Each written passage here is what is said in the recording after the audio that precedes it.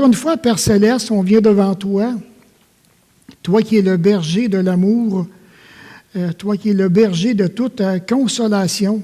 Et on aimerait venir devant toi ce matin afin que nos cœurs puissent être encore encouragés par ta précieuse parole. Alors, Père Céleste, merci de tout l'honneur que tu nous fais d'être présent avec nous ce matin. Nous te bénissons en nos cœurs, au nom de Christ. Amen.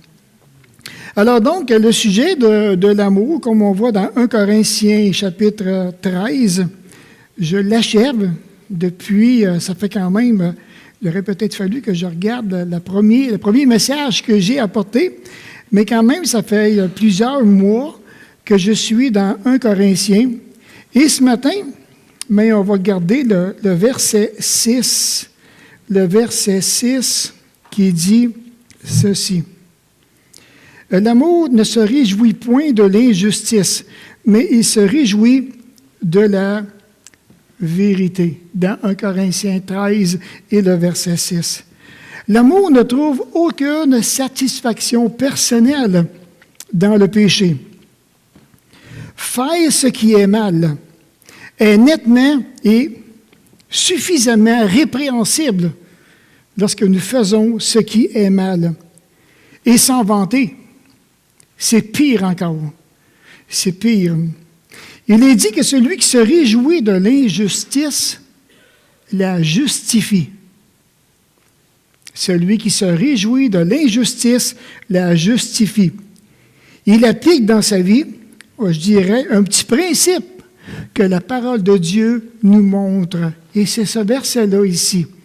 Alors, du temps du prophète Ésaïe, quand que Dieu dit ceci, « Malheur à ceux qui appellent le mal bien et le bien mal, qui changent les ténèbres en lumière et la lumière en ténèbres, qui changent l'amertume en douceur et la douceur en amertume. » Et lorsqu'on lit le prophète Ésaïe, et à travers tout ça, mais avant d'aller au prophète Ésaïe, oui, alors quand on regarde au niveau des injustices, justement ce matin, Sylvain l'a mentionné, alors face aux injustices. Quand on voit par exemple quelqu'un, j'écoutais justement hier après-midi, quelqu'un qui désire rencontrer une jeune fille, et puis de voir que maintenant, la jeune fille ne voulait pas être avec lui, alors quand il a vu ça, il l'a tué. Est-ce que c'est juste ou bien injuste d'enlever la vie à une jeune fille? Alors lui, il s'est dit, étant donné que je ne peux pas l'avoir, les autres ne l'auront pas non plus. Il a enlevé la vie à une jeune fille de 18 ans. Est-ce que vraiment que c'est juste d'avoir enlevé la vie à quelqu'un? Ou bien maintenant c'est injuste? Combien d'injustices qu'on voit dans notre monde? Notre monde est plein d'injustices. Et même on peut penser au nombre de magazines, les livres, les émissions de télévision, les plus populaires, et combien qu'on en retrouve parmi eux qui glorifient le péché, qui glorifient l'injustice. Et on s'en tape vraiment dans les mains. Ils prétendent, on dit de plus en plus clairement et très ouvertement, que tout est acceptable et que chacun peut établir sa propre norme de ce qui est bien, de ce qui est mal. Il est vrai que la parole de Dieu nous dit que tout est permis, mais tout n'est pas utile. Ce qui est bien, au fond, c'est ce que nous voulons faire. Il y a tellement de choses qui attirent l'esprit naturel de l'homme. Et nous en voyons vraiment des bonnes parties lorsque nous prenons le temps de regarder les nouvelles du soir à la télévision. Tellement de choses attirent l'homme naturel en nous. On peut le voir par la violence, par le crime, le mensonge, l'immoralité, la calomnie, pour n'en nommer que quelques-uns. Et comme je disais que l'esprit de l'homme naturel est réellement attiré par ces choses. C'est bien entendu que lorsqu'on regarde ce verset, « Malheur à ceux qui appellent le bien mal », et la suite du verset, juste pour dire qu'il y a un petit contexte à travers tout ça que je vais vous partager ce matin.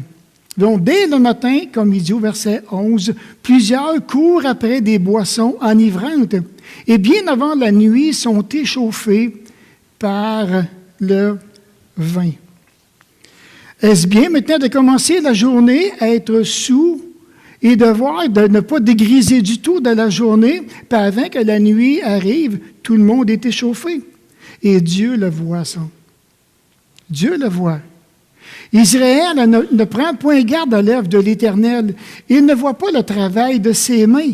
Les vignes ne produiront plus le vin espéré. Alors Dieu va envoyer des jugements. Dieu va frapper Israël par soit des sécheresses ou bien envoyer des sauterelles. Ils vont manger la vigne. Et pourtant, Dieu est à l'œuvre, mais Israël ne le voit pas. Spécial, hein? On pourra faire vraiment une belle application. Est-ce que nous voyons Dieu agir dans notre Église? Est-ce qu'on voit Dieu agir dans notre vie personnelle? Ça, on devrait le voir.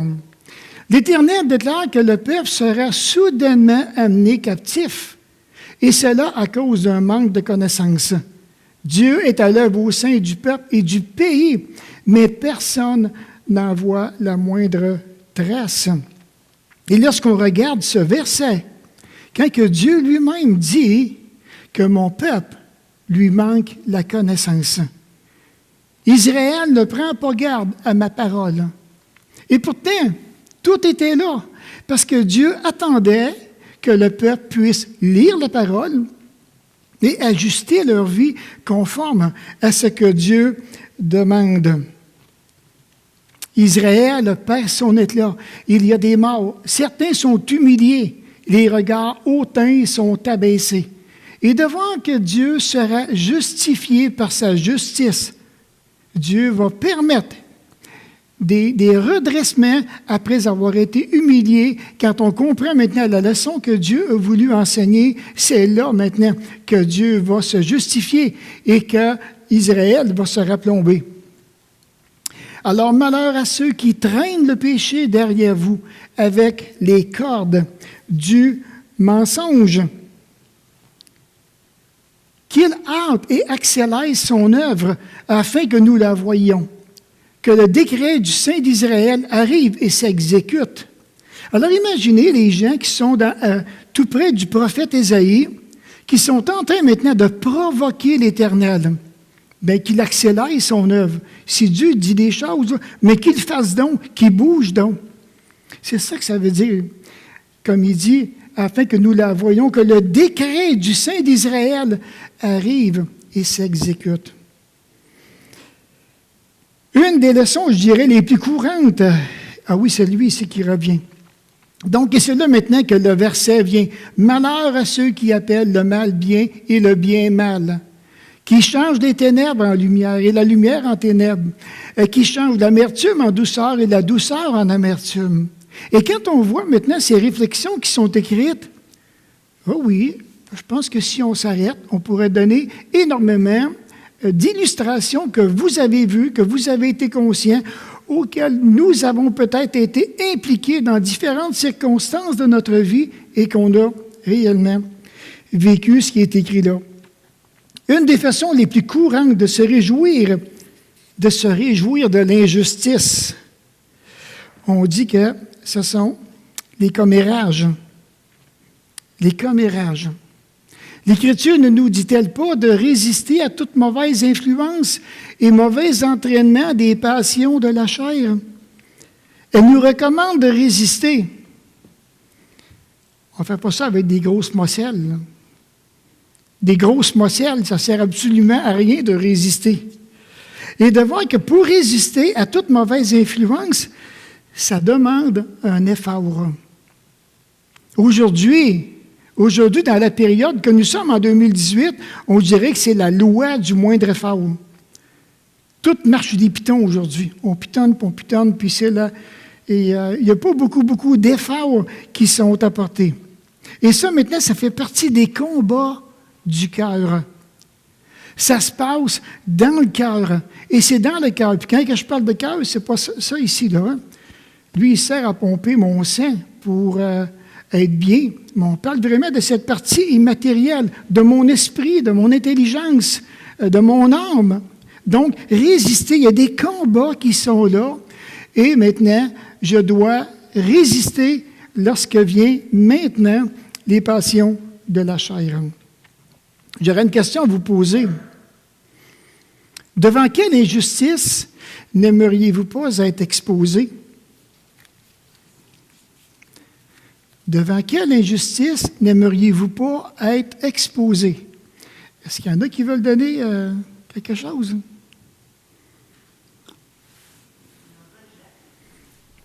Le rejet. Martin. Pardon? Les fausses accusations. Est-ce qu'il y en a d'autres qui voudraient partager? Le jugement. Devant quelle injustice n'aimeriez-vous pas être exposé? Les abus. Oui.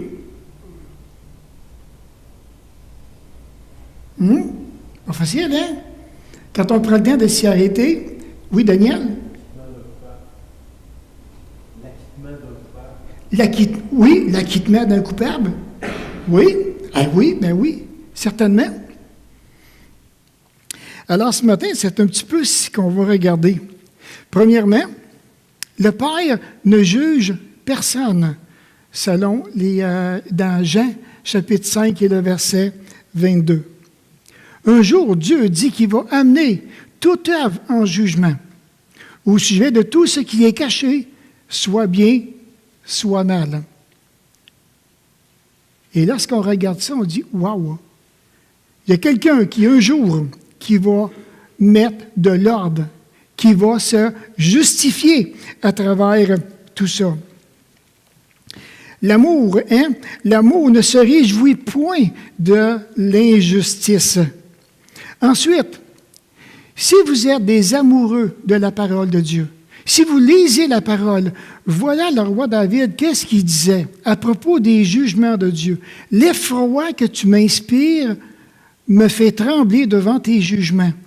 Je suis plein de respect. » Et pour que David en arrive là, à écrire ça, il a lu la parole, parce qu'on sait que Dieu est intervenu dans l'histoire. Dieu, il a fallu qu'il mette vraiment de l'ordre dans l'histoire. Et à travers tout ça, mais David s'arrête, il examine comment est-ce que Dieu comment est-ce qu'il est intervenu dans différentes situations, parce que Dieu devait apporter des jugements. Et lorsque David prend conscience de ces jugements divins-là, et c'est là maintenant que dans son cœur, comme il dit, « L'effroi que tu m'inspires me fait trembler. » Parce que Dieu pourrait entrer en jugement avec moi personnellement si je ne vais pas à sa volonté, si je lui résiste. Dieu est patient, mais il n'est pas bonasse. Il n'est pas bonasse. Alors vient l'importance de bien connaître le Dieu de la parole. Ce grand Dieu tout-puissant qui est là, qu'on l'appelle notre papa, qu'on est content de l'appeler notre papa, mais à un moment donné, il désire des choses, il attend de nous. Il y a des espérances sur nous. Par exemple, quand on prend le repas du Seigneur, celui qui mange et boit sans discerner le corps du Seigneur, mange et boit un jugement contre lui-même. Et lorsque vient le temps de prendre le repas du Seigneur, nous devons toujours amener nos attitudes, amener notre cœur, nos pensées devant tout ce que Jésus a souffert. Il est question de prendre au sérieux la sainteté de Dieu dans ma propre vie. Et ça, Dieu nous appelle à ça, de prendre garde à la sainteté de Dieu. Alors, quand on prend le repas du Seigneur, c'est là maintenant que nous devons être très sérieux quand nous le prenons. Parce que Dieu réclame la sainteté de ma vie, et moi, si je prends plaisir à pécher, ou bien à pratiquer quelque chose dans le secret, mais, comme il dit, mange et boit un jugement contre lui-même, parce qu'il y a quelque chose qui va nous atteindre, parce que la sainteté de Dieu n'est pas respectée. Ce matin, j'ai pris le passage dans Jacques chapitre 4 et le verset 11. Donc, lorsqu'il dit, c'est de ça que je vais parler ce matin, ne parlez point mal les uns des autres frères. Celui qui parle mal d'un frère ou qui juge son frère parle mal de la loi et juge la loi. Or, si tu juges la loi, tu n'es pas un observateur de la loi, mais tu en es juge. Qu'est-ce que ça veut dire? Le premier point que je vais partager avec vous, c'est celui-ci. Chacun de nous, et qui que nous soyons, l'Écriture nous recommande fortement de prendre garde à ce que nous pensons des autres. La parole de Dieu nous encourage à prendre garde de ce que nous pensons des autres. Tantôt, je vous ai partagé dans Jacques chapitre 4 et le verset 11. Je ne sais pas si vous avez pris garde à quelque chose, mais il y a quelque chose sur lequel je voudrais attirer votre attention ce matin. Je vais reprendre le même verset et j'ai mis quelque chose, un petit peu plus de couleur. Ne parlez point mal les uns les autres, frères. Celui qui parle mal d'un frère ou qui juge son frère. Il y a une répétition de mots dans la phrase. Alors, ce qui devrait mériter toute notre attention, toute notre observation et notre réflexion. Pourquoi maintenant le Saint-Esprit qui a inspiré Jacques, juste dans une petite phrase, à mettre le mot « frère ». Quelque chose, là. Alors, je crois vraiment que le Saint-Esprit veut nous enseigner quelque chose, qui veut qu'à ce que l'on puisse s'arrêter, réfléchir. Et qu'est-ce que ça fait là dans une phrase? C'est le même petit mot qui revient 3 fois.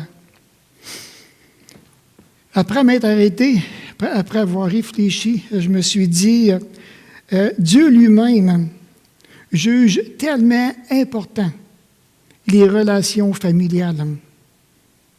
Il juge important les relations familiales que nous partageons les uns avec les autres.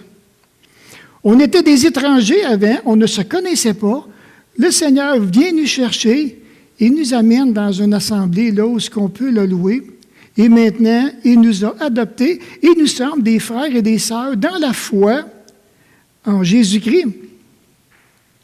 Et une des caractéristiques, je dirais, la plus importante d'une famille, c'est que chacun des membres qui composent la famille devrait s'aimer.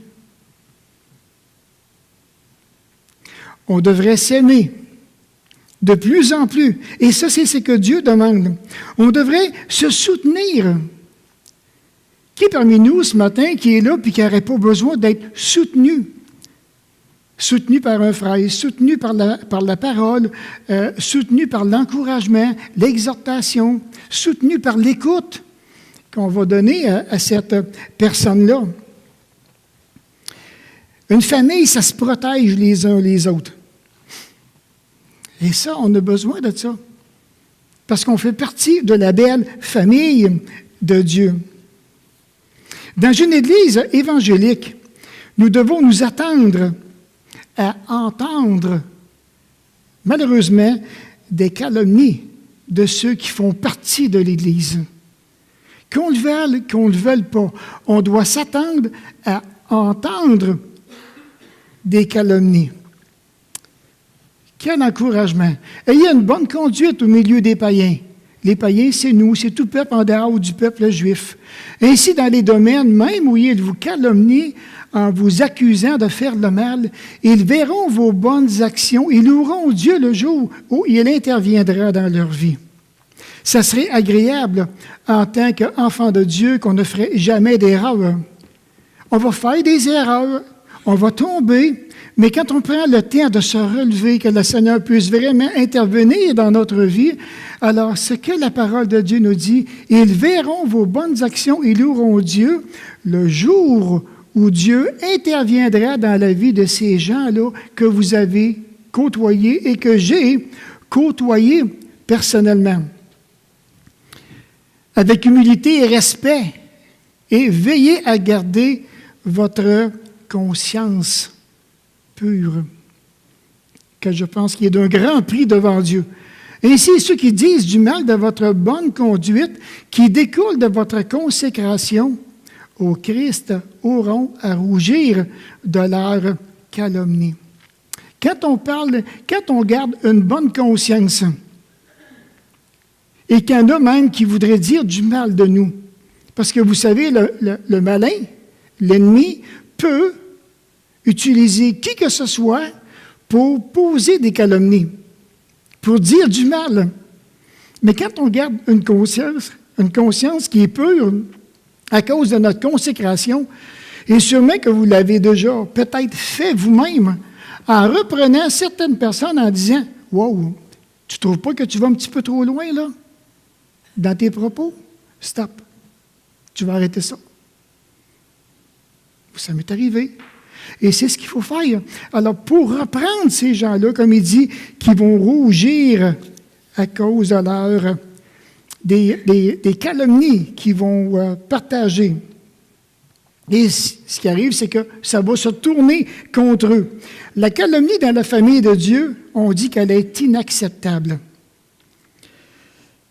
Et c'est ce qui se passait à un moment donné dans l'Église de Galate.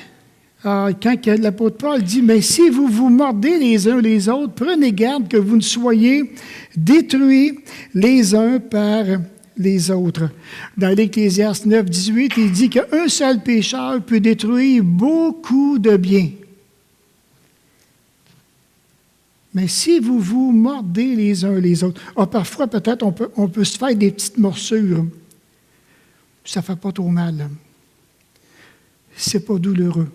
Bien, c'est sûr, quand il m'a mordu, il n'y avait pas son dentier. C'était pas tellement douloureux. Fait que je l'ai bien pris, ça a bien passé. Possible. Mais par contre, on peut se mordre vraiment les uns les autres. Puis il dit, prenez garde que vous ne soyez détruits les uns par les autres. Alors ici, maintenant, question de blessures les uns avec les autres. Puis quand il y a des blessures, vient des paroles. Des paroles vraiment difficiles. Et des paroles et des gestes accompagnés d'un manque d'amour. Et là, on va dire, mais c'est-tu normal entre frères de se mordre et de chercher à s'auto-détruire? Non. Ça ne devrait même pas. Il y a donc des blessures d'un grand manque d'amour et le cœur est profondément touché. Et là, ça peut prendre des années pour une personne à s'en remettre. Même dans l'âge avancé, certains ressentent encore les blessures du passé. Je dirais brasser la soupe avec une odeur de faux sceptique. Ouf, vous savez de quoi je parle. Un jour, j'ai rencontré un des frères qui il avait 60 ans. Et on s'est mis à parler un petit peu justement des blessures émotionnelles qu'on avait reçues ou que quelqu'un nous avait dit un jour. Et là, il me dit ceci. Il dit, moi, Michel, il dit, dans ma jeunesse, j'étais pas gros, j'étais gras. Je pense qu'on peut faire une différence. Il n'était pas gros, mais il était gras. Il était vraiment comme un petit peu dans le bon point. Puis il dit, jusqu'au jour où que mon père me traitait de gros, en utilisant le mot, le nom du Seigneur, Jésus-Christ, là, la deuxième partie, là, il dit, mon père me traitait de ça. T'es un gros... Et là, il se met à pleurer. Il s'est mis à pleurer. Je suis devant un homme de 60 ans. Il dit, tu n'as pas idée comment cette blessure-là m'atteint. Puis il dit même encore aujourd'hui. Il dit, quand j'y pense, il dit, il pleurait à chaudes larmes. Il nous est impossible de mesurer la sensibilité émotionnelle les uns les autres. Les calomnies font tellement de dommages. Les calomnies vont briser la famille. Les calomnies vont briser les liens familiaux les uns des autres. Ça pourrait être dans l'Église, ça pourrait être dans les membres de notre famille. Il y a des choses qui se passent et là, maintenant, on est atteint. Alors Jésus dit, « Mais si quelqu'un scandalisait un de ces petits qui croient en moi, il vaudrait mieux pour lui qu'on suspende à son cou une meule de moulin et qu'on le jette au fond de la mer. » Ah, la calomnie peut apporter les scandales.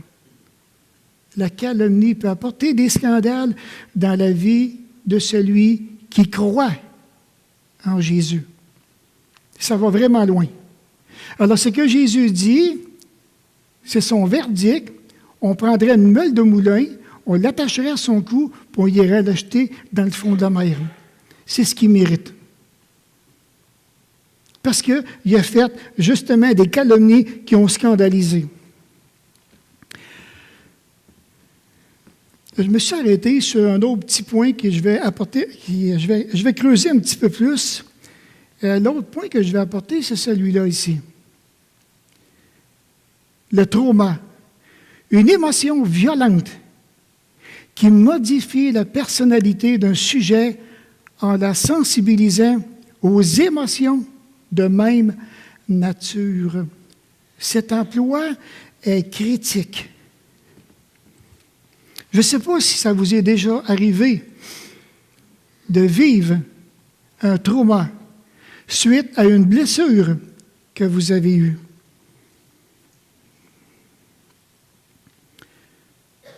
Quand je me suis arrêté à ça, quand j'ai préparé le message, j'ai cherché.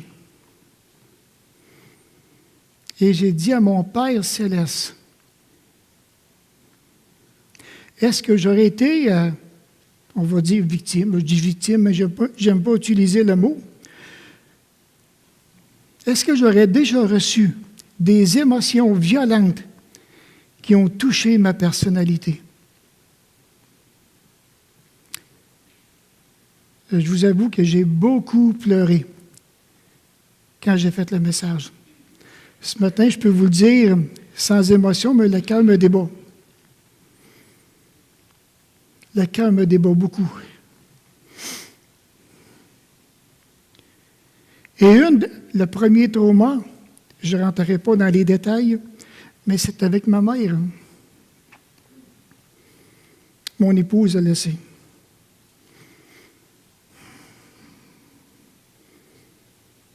Et je me suis rendu compte par après comment est-ce que ce trauma-là avait beaucoup touché ma personnalité personnelle, ce que j'étais en train de devenir jusqu'au temps qu'il fallait que je lui pardonne. J'ai demandé au Seigneur, est-ce qu'il y a d'autres personnes qui ont causé des traumas dans ma vie personnelle, qui ont causé des émotions violentes? Il m'en a montré d'autres. J'avais seulement qu'à entendre juste un nom.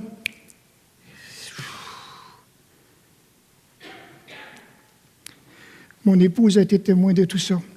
J'essayais de comprendre qu'est-ce qui se passe dans ma vie, qu'est-ce qui m'arrive. Et lorsque je me suis arrêté, que j'ai réfléchi à tout ça, j'ai compris que c'est là maintenant que quand on peut causer des traumas dans la vie de quelqu'un, imaginez comment est-ce qu'on pourrait être tous virés à l'envers. Quand ta personnalité en est même atteinte. Le résultat de cette émotion violente ou de ce trauma se traduit par une très grande colère. J'étais animé de cette très grande colère. C'est impensable. Tout chrétien devrait prendre des mesures drastiques pour éviter d'offenser ou de calomnier un frère. On ne devrait pas. On ne devrait pas. Ça ne devrait jamais exister de blesser quelqu'un jusqu'à ce point-là. Et ça vient m'aider à comprendre, sûrement que vous avez déjà rencontré des gens, même des chrétiens que vous avez dit, il est fou braque, ça n'a pas de bon sens. Il ne se contrôle plus, il ne se maîtrise plus. Probablement qu'il a subi des traumas dans sa vie, qui a touché sa personnalité, et là, maintenant, c'est des blessures du cœur qui sont très profondes, dont seul le Seigneur Jésus peut guérir. Il l'a fait dans ma vie. Il a guéri ces choses, ces blessures profondes. Aujourd'hui, je peux penser aux personnes qui ont causé un trauma et je n'ai pas de ressentiment. J'ai arrêté, j'ai pardonné. Mais quand j'y pense, je vois que le Seigneur est en train de faire son œuvre dans ma vie.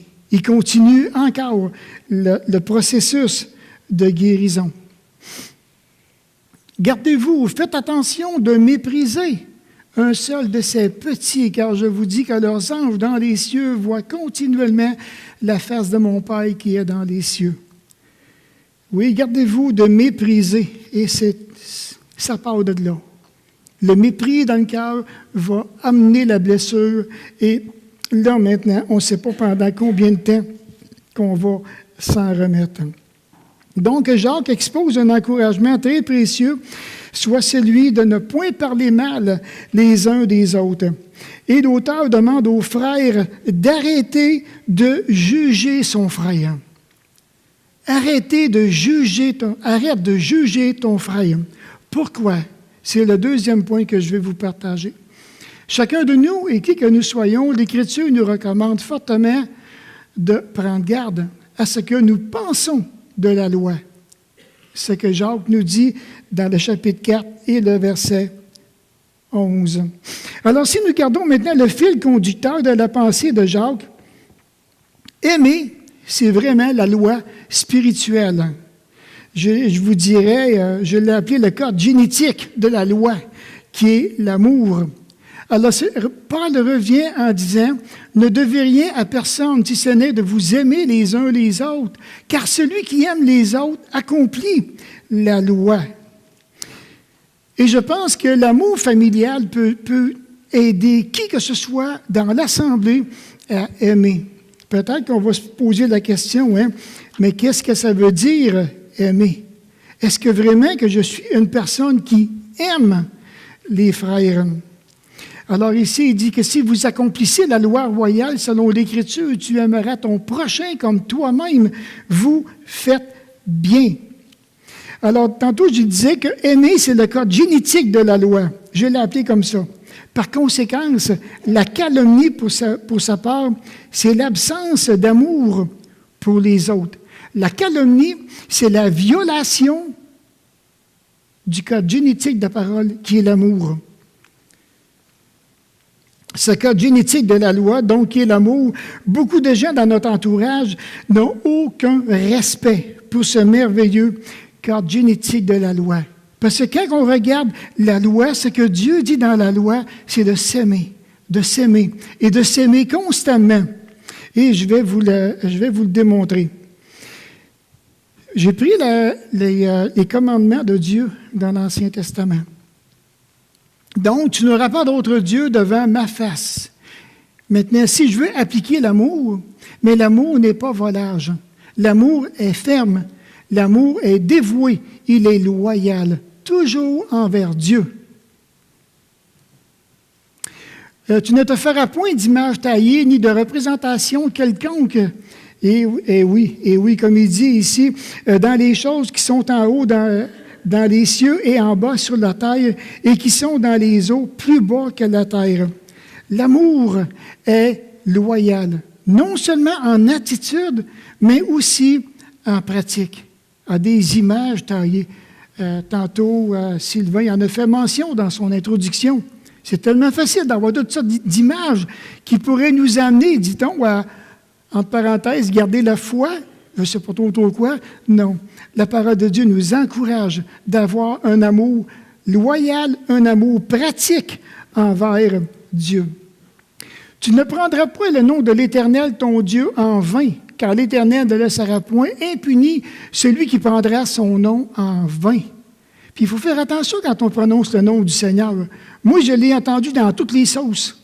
Puis quand je regardais vraiment la vie du candidat, ça laissait beaucoup à désirer. L'amour est respectueux envers son objet. De ne pas prendre le nom de l'Éternel en vain. Alors, si je veux respecter mon Père céleste, je dois appliquer cet amour-là qui vient. D'ailleurs, cet amour-là, on parle de l'amour agapé, mais cet amour, je l'ai par le Saint-Esprit dans ma vie. Nous l'avons tous, si du moins qu'on a accepté Jésus-Christ. Souviens-toi du jour du repos pour le sanctifier. L'amour décrit l'intimité et la consécration. Ça devrait être tous les jours, là où que je pourrais, par amour, avoir cette intimité personnelle-là avec le Seigneur. Dans ma consécration aussi, j'ai tellement besoin de passer du temps avec ce Dieu qui est extraordinaire. Honore ton père et ta mère afin que tes jours se prolongent dans le pays que l'Éternel, ton Dieu, te donne. 5e commandement, donc, que l'amour est soumis à l'autorité, ici représenté par l'autorité parentale. Les croyants doivent être, bien entendu, se soumettre à Dieu, de même que les uns les autres, et toujours dans la crainte de Dieu. C'est ça, la famille de Dieu. La belle famille que Dieu espère de tout son cœur lorsqu'il nous regarde du haut du ciel. 6e commandement, tu ne tueras point. La valeur de l'amour qu'on accorde aux autres. Ah, c'est bien sûr. Peut-être qu'on va dire, mais non, je n'ai jamais tué physiquement, mais dans le cœur. Dans le cœur, peut-être que j'ai tué quelqu'un dans le cœur. Tellement que j'ai été loin, que j'ai laissé aller ma pensée. Mais la valeur de l'amour qu'on accorde aux autres. L'amour ne devrait jamais, l'amour va nous pousser à aller si loin, à tuer dans notre esprit, dans notre cœur, un frère. Tu ne commettras point d'adultère. Cela montre que l'amour est pur et qu'il désire aussi la pureté de son objet. L'amour ne souille jamais les autres. Tu ne déroberas point le 8e commandement. Ça démontre, ça manifeste la nature désintéressée de l'amour. L'amour cherche à donner, non pas à prendre. Le 9e commandement, tu ne porteras pas de faux témoignages contre ton prochain. Cela démontre la véracité de l'amour. L'amour ne ment jamais au sujet de son objet, mais cherche à faire connaître la vérité. Tu ne convoiteras point la maison de ton prochain. Tu ne convoiteras point la ferme de ton voisin, ni son serviteur, ni sa servante, ni son bœuf, ni son âne, ni aucune chose qui appartient à ton prochain. Cela exprime le contentement désintéressé de l'amour. L'amour se contente de ce qu'il a et ne souhaite que le bien des autres. L'amour, je dirais, c'est l'articulation principale du code génétique de la parole de Dieu.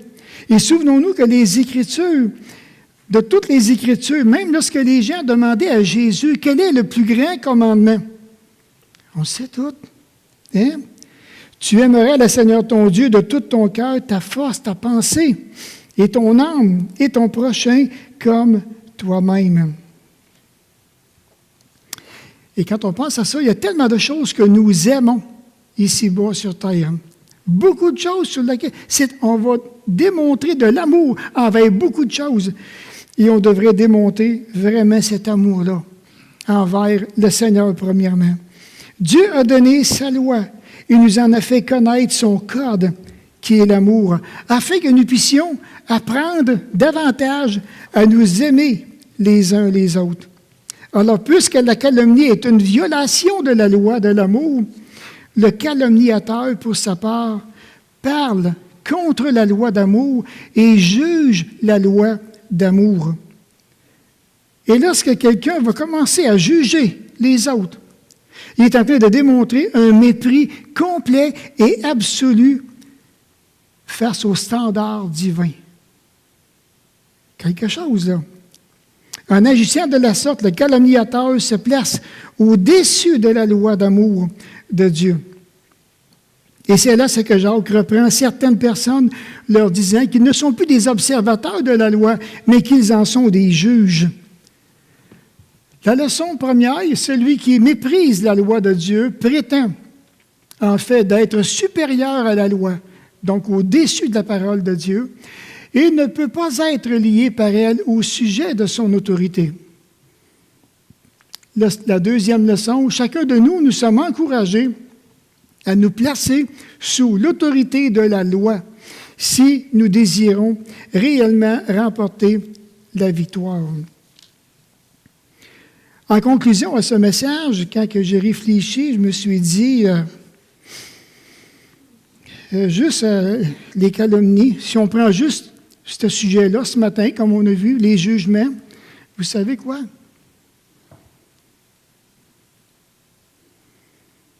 Chacun de nous, je crois qu'on aurait de quoi à confesser. On aurait de quoi à demander pardon. Si ça ne serait qu'on aurait calomnié une seule fois, on aurait tous de quoi à demander pardon. Pardon, Seigneur, parce que j'ai porté des calomnies envers quelqu'un. Et ça, mais Dieu voit dans nos cœurs ce matin. Si on aurait plus de temps, on aurait pu prendre ces minutes qui sont devant nous et inviter chacun de vous à confesser. Seigneur, j'ai été un juge de la loi. Je te demande pardon. Qui n'a pas besoin d'être pardonné sur ce sujet-là ce matin? L'amour ne se réjouit point de l'injustice. Chacun de nous, et qui que nous soyons, l'Écriture nous recommande fortement de prendre garde à ce que nous pensons des autres. Chacun de nous, et qui que nous soyons, l'Écriture nous recommande fortement de prendre garde à ce que nous pensons de la loi. Soyons sérieux dans notre réflexion. Qu'est-ce qu'on va choisir? La calomnie ou l'amour? On va se courber dans un mot de prière, s'il vous plaît. Ah oui, Père Céleste, lorsqu'on regarde ce passage que tu as mis sur mon cœur, et oui, je dois t'avouer personnellement que je n'ai pas passé le test et que j'ai besoin, mon Père, de ton pardon. Puis je te prie aussi afin que tu puisses regarder dans les cœurs de chacun de nous ce matin. Et puisses-tu entendre chacun de tes enfants qui te demandent ou qui désirent te demander pardon d'avoir été sévère envers un frère, d'avoir manqué d'amour envers un frère, d'avoir jugé la loi et de s'être placé au-dessus de la loi. Alors, Seigneur, ma prière, c'est pardonne. Pardonne-nous, s'il te plaît. Donne-nous maintenant cette grâce que l'homme en nous, le nouvel homme qui est en nous, puisse se relever, puisse s'affermir dans la foi. Merci encore, mon Père, pour la richesse de ton pardon. Nous te bénissons, puis nous voulons te dire que nous t'aimons. Au nom de Jésus, amen.